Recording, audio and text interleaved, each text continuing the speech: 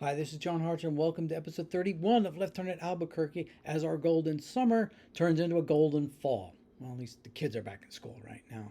So today we start our look at Looney Tunes Golden Collection Volume 4 with disc 1 and 2. We get another disc of Bugs Bunny and more than a dash of Tash, a whole disc of Frank Tashlin. I knew I should have made a left turn at Albuquerque. I knew I should have taken that left turn at Albuquerque. I knew I should have taken that left turn at Albuquerque. I should have turned left at Albuquerque. Like I said earlier, I'm surprised I made it this far already. Looney Tunes Golden Collection Volume 4 came out a little later than the others, November 14th, 2006, and it made certain one thing. They screwed up Volume 1 by only, listen to me, only, having 56 tunes rather than the 60 that have populated the next 3 volumes. We've been fixing it as we go along, and we'll play around more the end of next episode. Anyway, here's the bug-centric Disc 1. Roman Legion-Hare was released almost exactly 51 years earlier, November 12, 1955, directed by Friz Freleng and written by Warren Foster. You know those guys. Bugs tunnels his way to ancient Rome and into Sam, who's looking for a victim for Nero to throw to the lions. As usual, Sam means Friz.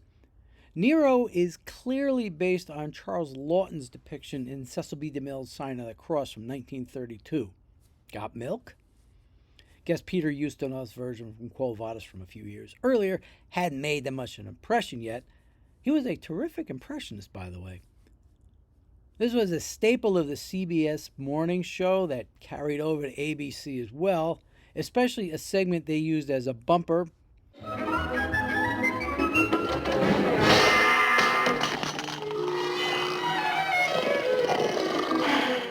The Gray-Hounded Hare came out on August 6, 1949, directed by Robert McKimson and again written by Warren Foster. Bugs falls in love with the electric bunny at a greyhound track and beats off the dogs to keep her safe. Bugs in conflict with obscure characters equals Robert McKimson. Late 40s McKimson also means Bugs needed to lose a few pounds. This was in syndication since I was young, as well as the next 4. Rabbit Hood was released on Christmas Eve 1949. We did it back in episode 2 since it was on Platinum Collection Volume 1. It's the middle part of Chuck Jones's Robin Hood trilogy. Bet you didn't know he had one. And they came out almost exactly 10 years apart. First was Robin Hood Makes Good from 1939. That was on Collector's Vault Volume 1. And the final was Robin Hood Daffy from 1958. Let's face it, nothing really classic came out after 58. One other note, this was one of the few Bugs Bunny cartoons to get a blue ribbon reissue that retained most of the titles except for the Bugs Bunny In card. We did the other 3 like this: Hot Cross Bunny, Nights Must Fall, and Homeless Hare. Eric Goldberg does the commentary. Operation Rabbit came out on January 19th, 1952, and was on the bug-centric Disc 1 of Platinum Collection Volume 3, which we did in Episode 8. Heard that a lot in past episodes, haven't you? This was the second Coyote appearance and not the last one on this disc. Paul Dini does the commentary, and there is a music and effects track as well. Knight-mare Hare was released on October 1st, 1955, and odd for this era, done by the duo of director Chuck Jones and writer Ted Pierce.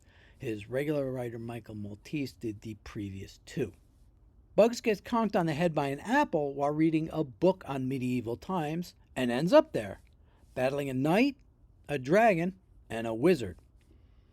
This is epic phase Chuck Jones at its finest. There are some terrific shots here. There's not a commentary track on this one, but earlier ones brought up how cinematic Chuck's shorts were, and this is a perfect example.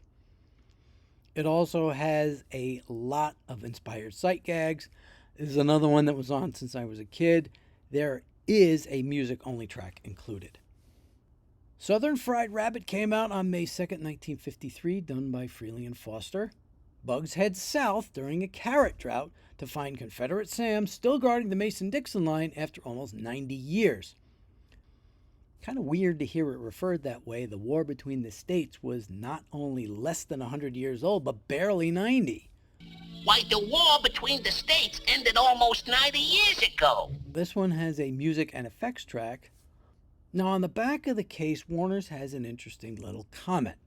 This set is intended for the adult collector and may not be suitable for children. I mean, what the heck is on here? Fritz the cat? Did you know JJ from the Electric Company did his voice? In an X-rated movie. Wow. No, this was their way of saying, okay, you want the un-PC cartoons? We'll give them to you, but we're going to make it blatantly clear we don't think like this. They say this again on the opening menu with the speech Leonard Maltin often gives while introducing these things on the Disney sets. And Whoopi said last time out, they may seem bad now, but they reflected their times. Then I have to give them credit. Not only do they not shy away from it, the menu screen has a shot from this short. The offending shot to boot. The bad scene has Bugs as a slouching minstrel in blackface playing a banjo, and Sam referring to him as boy. Hey there, boy! Channel 5 would cut this whole thing out and go right to the Abe Lincoln. What's this I hear about you whipping slaves? Now, when I first got cable back in 1982, TBS played this one uncut, but not for long. This was one of the band bunnies from the Junebugs 2001 marathon. It wasn't on Max, isn't on Boomerang or Tubi, and has yet to be reissued on Blu-ray. Same for the next one. Special thanks to Brandon Looney Tunes Fan 2000 for the assist on the video. I'll explain why at the end. Mississippi Hare was released on February 26, 1949, directed by Jones, and this one is written by Maltese. Bugs is picked in a cotton field by some workers singing Dixie, bailed and loaded onto a riverboat where he runs into Chuck Jones's version of Yosemite Sam, done by Billy Bletcher. Yahoo! There's another minstrel scene here, which is probably the reason for its status. This one is so rare, the syndicators, CBS, and ABC all never showed it. It finally showed up when the WB did an afternoon cartoon block in the late 90s. The opening scene isn't bad per se, it's just kind of what it was, but still makes people feel uncomfortable. Eric Goldberg is on commentary. The next one we did is an extra to the Daffy Duck Superstars disc, so here it is again, and more. Hurdy Gurdy Hare was released on September 2nd, 1952, directed by Robert McKimson and written by Warren Foster. Bugs tries to make some extra money with a hurdy-gurdy and a monkey, but when the little fellow tries to keep some extra for himself, Bugs has to take over. But the little guy sends a big gorilla after him. Literally. Now you may be wondering exactly what this last comment means. I sure hope Petrillo doesn't hear about this. Paul Dini's commentary lets us know. James Petrillo was the leader of the American Federation of Musicians for many years. I mean, the guy's middle name was Caesar. What else do you expect? There are a lot of radio jokes made at his expense. At the time they were making this cartoon, he was leading a strike against recording companies to get better royalty payments. What he would think of streaming. Whew. So the ending was a nod to that situation. Now this was syndicated as well as the next one. Forward March Hare was an odd choice for release on Valentine's Day, February 14, 1953, by Jones and Maltese. Bugs gets drafted by mistake and turns the military on its head and his master sergeant into a private. There's a lot of funny sight gags here. Yeah. Sahara Hare was released on March 26, 1955 by Freeling and Foster. Bugs tries to find Miami Beach and ends up in more sand than he knows what to do with and runs into Arab Sam at a Foreign Legion fort. Another Saturday morning staple from Freeling, with this being the usual end of show bumper on CBS.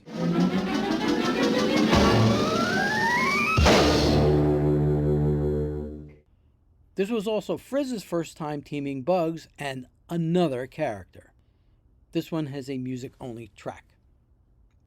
Barbary Coast Bunny came out on July 21st, 1956, another Jones-Pierce mid-50s combo. We did it with the other Nasty Canastas in episode 6 with its appearance on disc 2 of Platinum Collection Volume 2. Speaking of that volume, I neglected to add this one in when we did an Itch in Time. The sequel, A Horsefly Flees, was released on December 13th, 1947.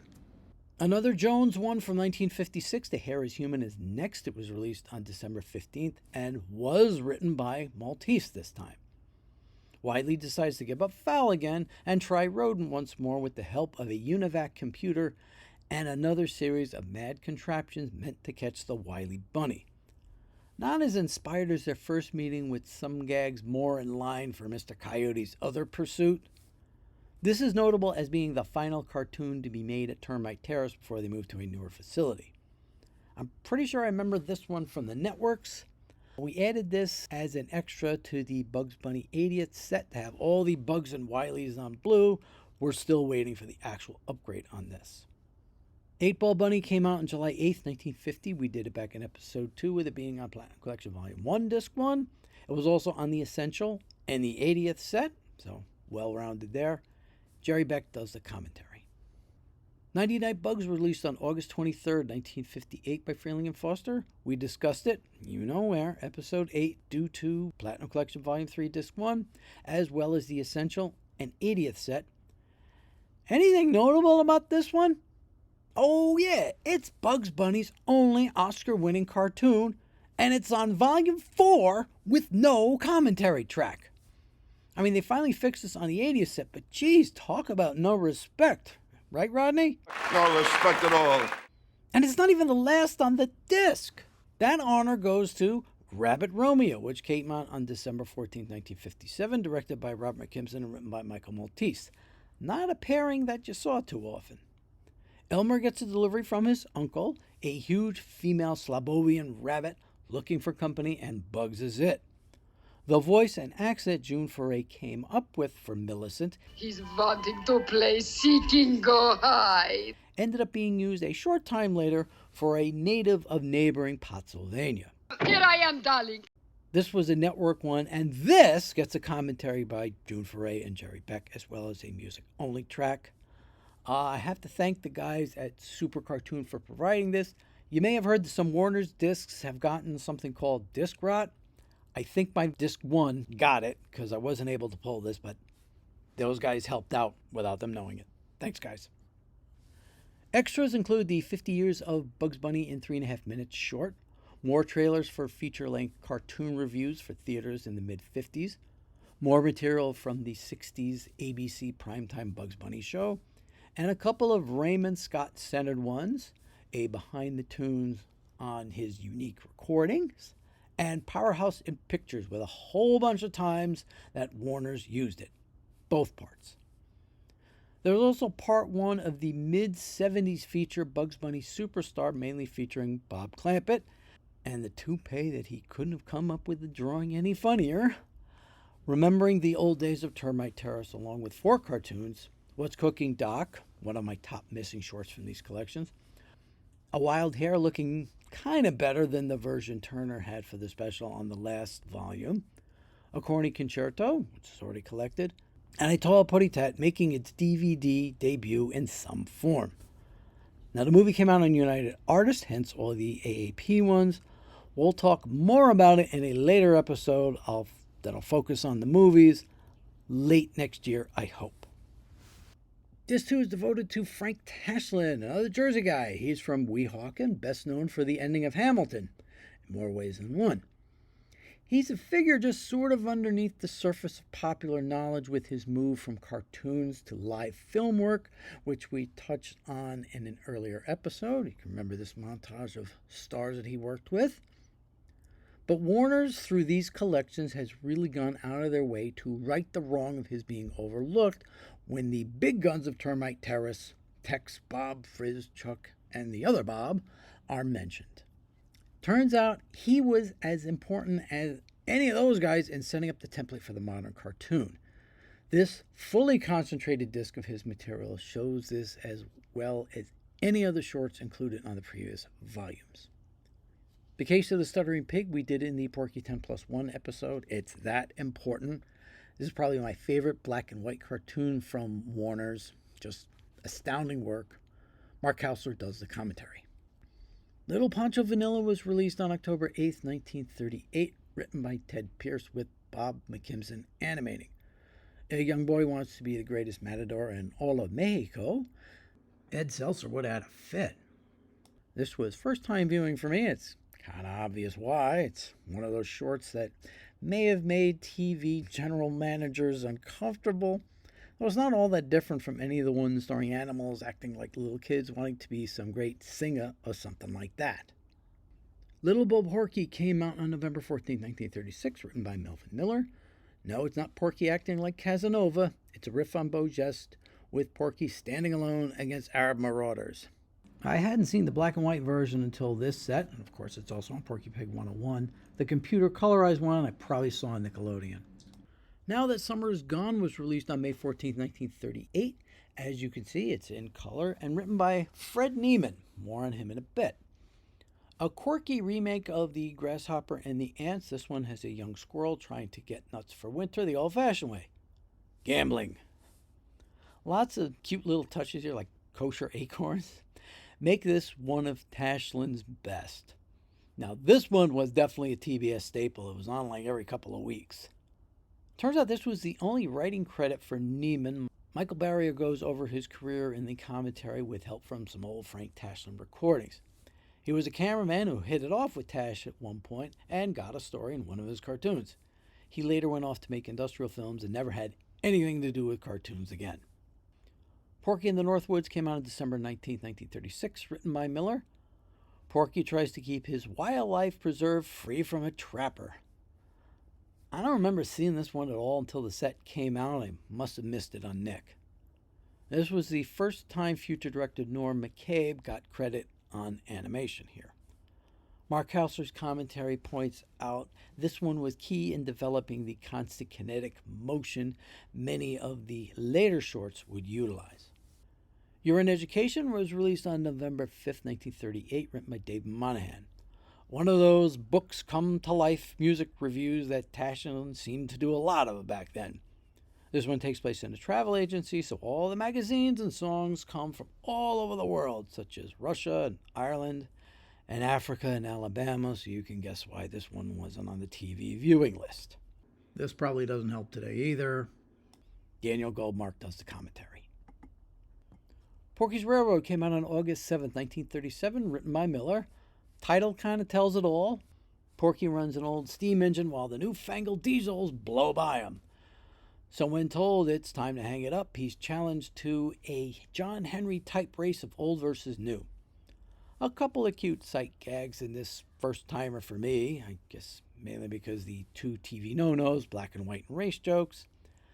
This is actually probably among the better black and white Porkies that we haven't already talked about yet.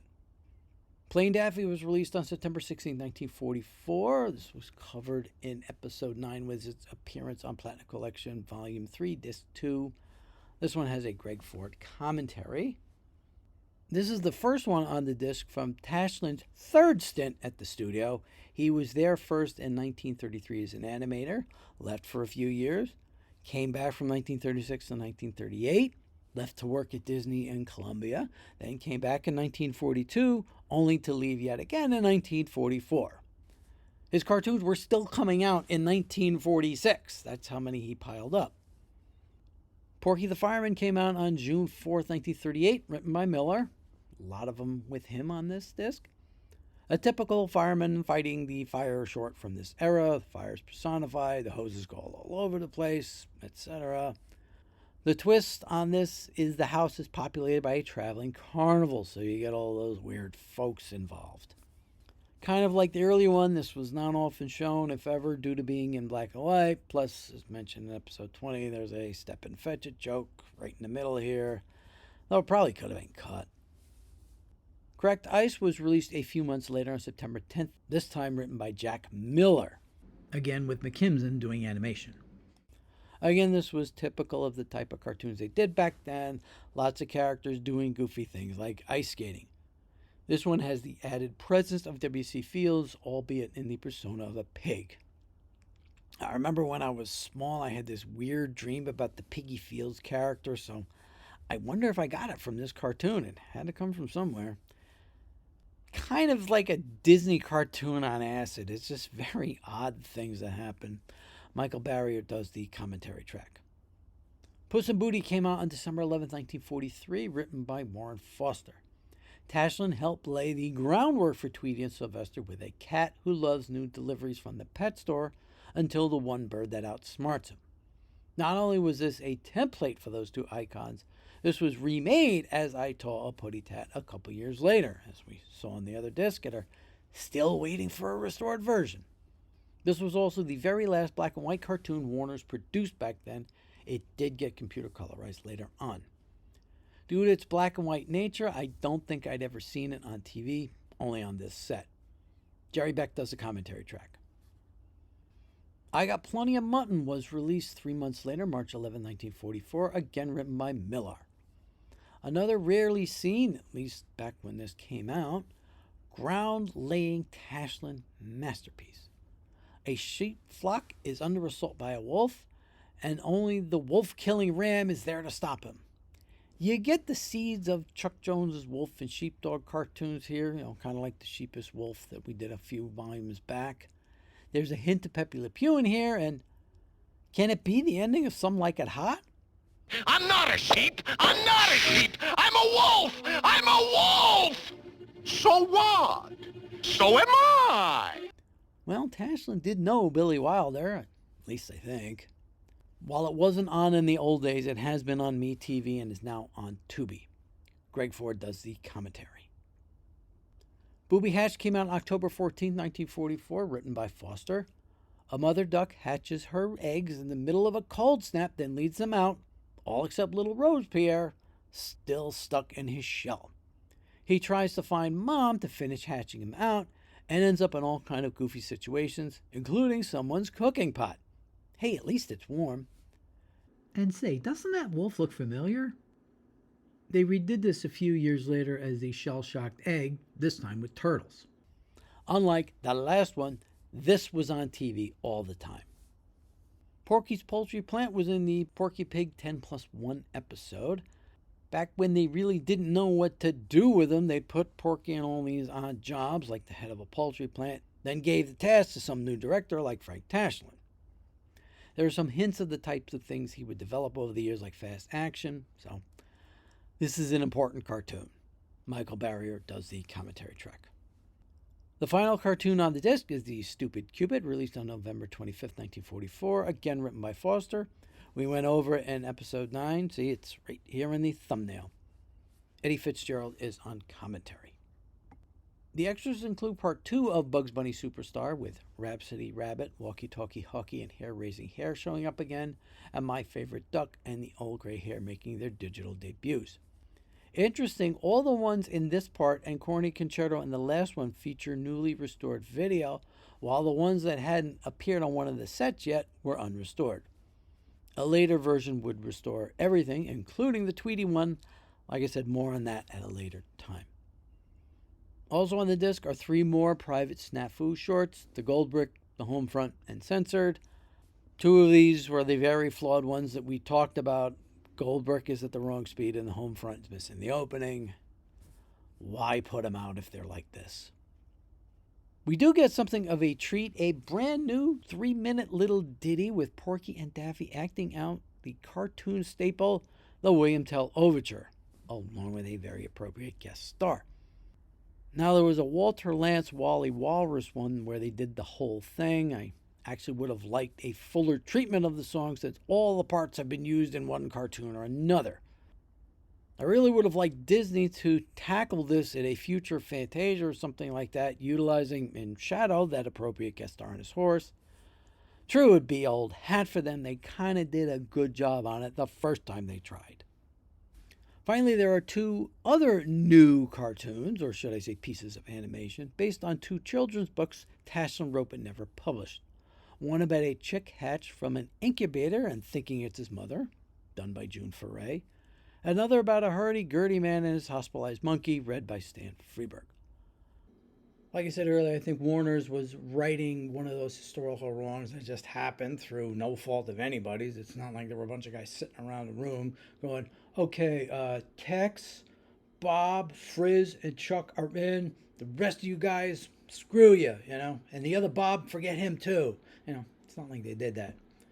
And, maybe only us diehards really care, and the rest of the people who pick this set up can just enjoy these really cool cartoons. Next time it's just 3 and 4 with lots of Speedy Gonzales and a litter of all kind of cats. I'm John Hartker. Thanks for watching.